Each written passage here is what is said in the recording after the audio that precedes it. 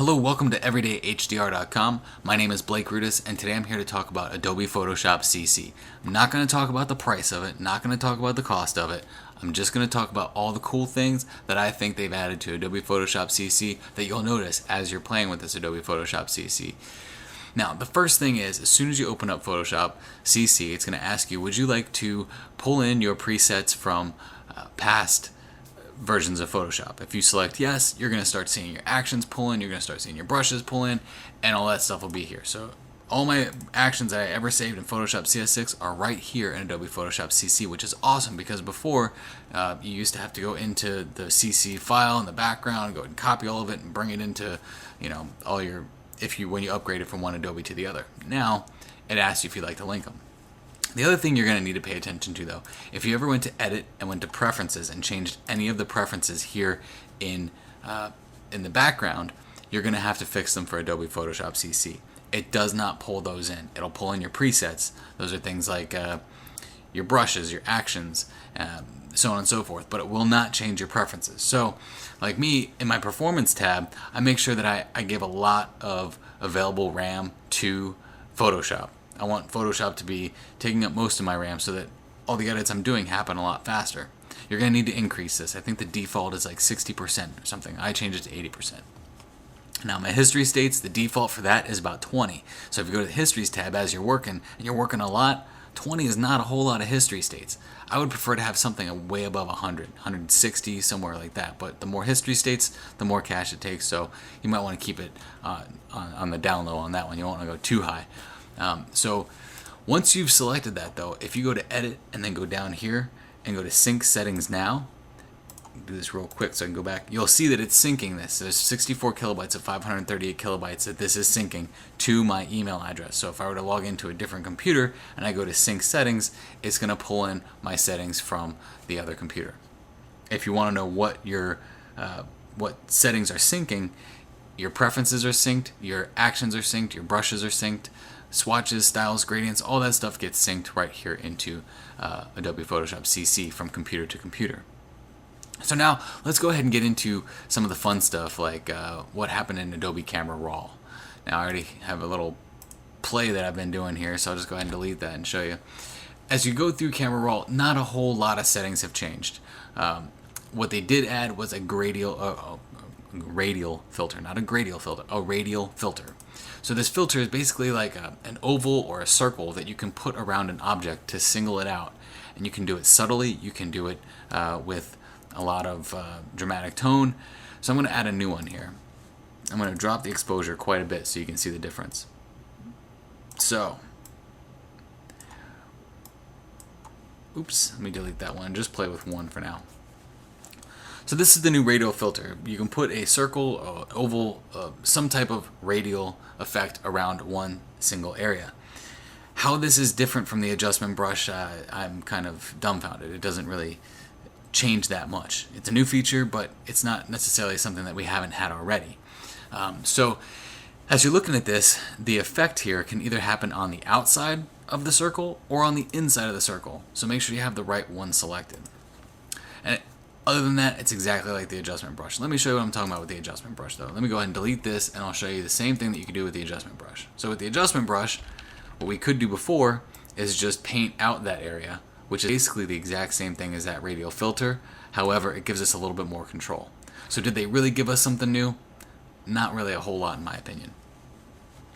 All right, so I'm going to go ahead and delete that too, and I will open this in a new tab.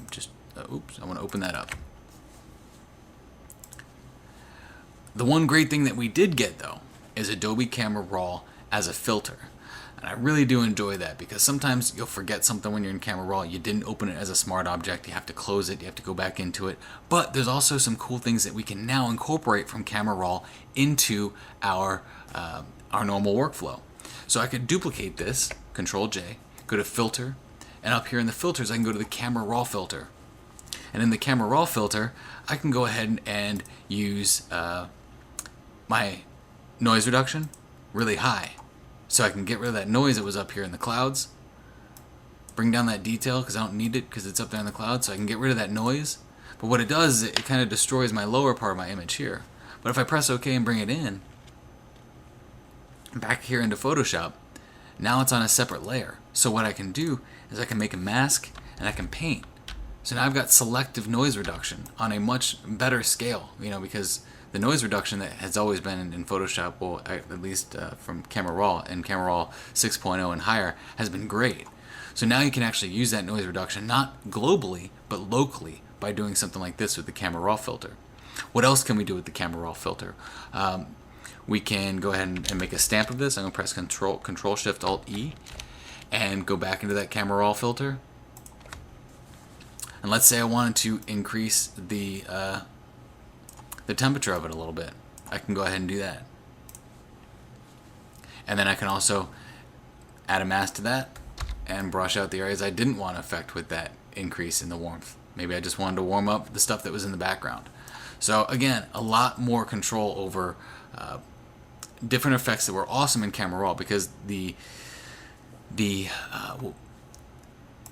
temperature filter in Camera Raw, in my opinion, works a lot better than the color balance adjustment tab in Photoshop. So when you go into color balance, it doesn't quite warm up the photo the same way. So if we go ahead and lower that and decrease that, it's not the same effect. Alright, so if we get rid of that, put that up, the temperature is a lot warmer. It changes not just in the yellows, but it changes over the course of everything. Now you could mess with all these other settings to get something similar, but it's so much easier to do it in Camera Raw, as it does it really quickly. So one of the other great features in here is the shake reduction. Now, shake reduction is in the sharpen. It's a filter that is in the sharpen section. So this is a picture of a tree that I took with a 70 to 300 millimeter lens, and I was pretty far away from this tree. I was probably about 6 or 7 feet away from it with my 300 millimeter lens. I couldn't get close enough to get the shot I wanted, so I had to make do with what I had. Now, in my opinion, the settings were just right for it, but I had some camera shake. And I couldn't tell by the LCD. I thought everything was great, and it wasn't. So if I zoom in, you can see that it's not quite detailed here. So if we go to Filter and go to Sharpen and go to Shake Reduction, it's going to take an analysis of this photo, and it's going to make the best it possibly can for it. But you can go ahead and change that as well. So if we click the preview on and off, you can see that there's some pretty amazing stuff happening here. It's just a pretty strong sharpen is really what it is. It's a very smart sharpen, but at the same time, if you go too far with this, it can get pretty nasty pretty quick. And it's working, it's thinking. It does take a lot of time to do these renderings within the sharpen, and I've got about 16 gigs of RAM running in this machine, so it's running pretty slow. So let's zoom out, see where we are there. Oh, let's go to 100%. Let's go a little bit smaller.